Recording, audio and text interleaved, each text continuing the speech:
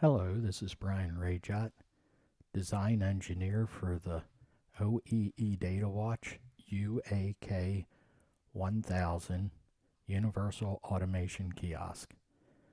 Today we're going to have a tutorial T301 for the SCADA system. Manual screen comes standard with the unit.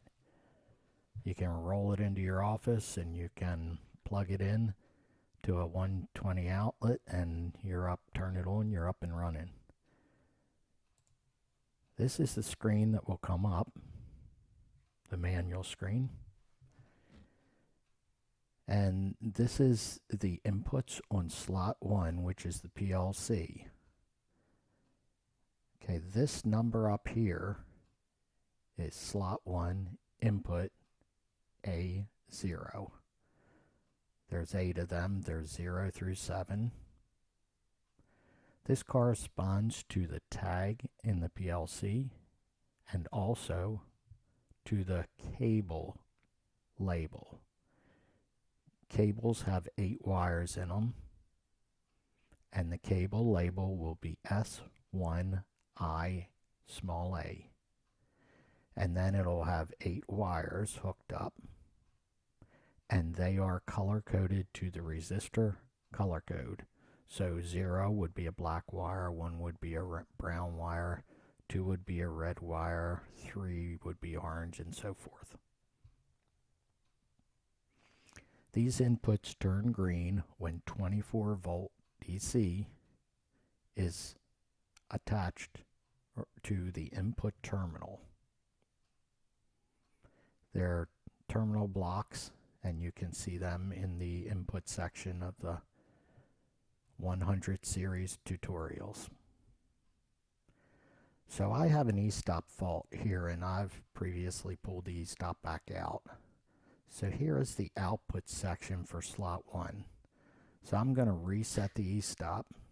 You heard it click, and here we don't have a fault now. We're all good. And you can test anything. You can turn the cabinet fan on. You can hear it running. So you can test all your outputs right out of the box. Okay, slot 2 is just an input and output section. Slot 3 is the same. And remember, this is the tag in the PLC program. And let me get it over here. There you go. This is the tag, slot 1. It is the actual tag in the system. And let me bring that back.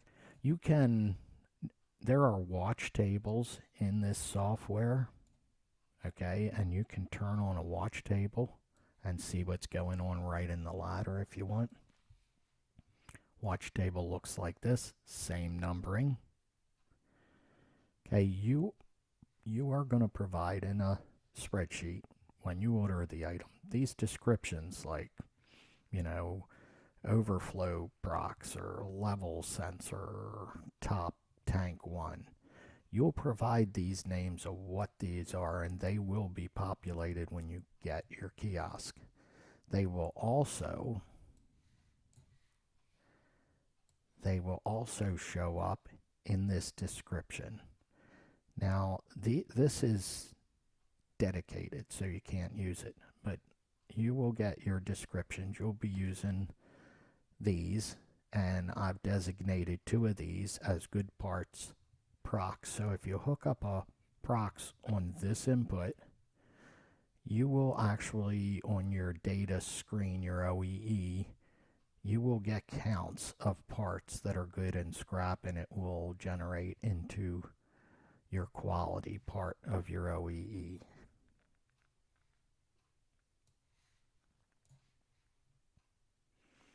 So these inputs and outputs work the same as the other ones. You click them, they come on. And you can check the lights. Every relay has a light, so you can see them. You can see the light on the PLC. No need for a meter. I mean, if you like the meter, there's points to use the meter right on your terminal blocks. So the slot 1 is dedicated to temperature.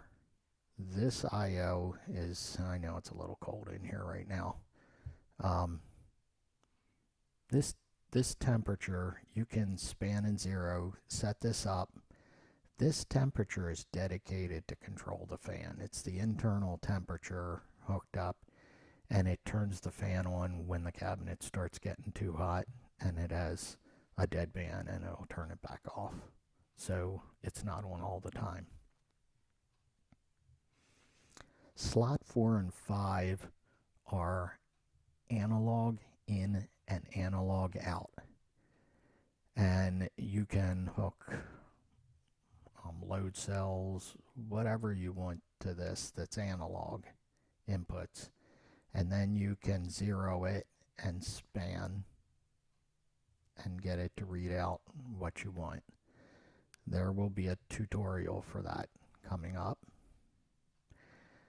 The output section, if you go look at your motor, if you go out to control a drive to a motor and it is 0 to 20, this is actually outputting 0 to 10 volts. You can change it, there's a tutorial for that, but it outputs 0 to 10 volts. So if your drive will take that as a speed input, you can put the max speed for the motor, 1720, and if you type in here the 600, well, I can't now because I got it used. If you type 600 in there, it will actually run 600 RPM. It'll pre-scale. So if you have, a 4,000 RPM motor or whatever, you just put in the max and it will scale it for you, and then you can type in the speed you want to run. And this will control, you can put a PID loop in there and control off of the high-speed counters that you're allowed, and that is another section. This concludes the tutorial for the manual page of your UAK 1000 kiosk.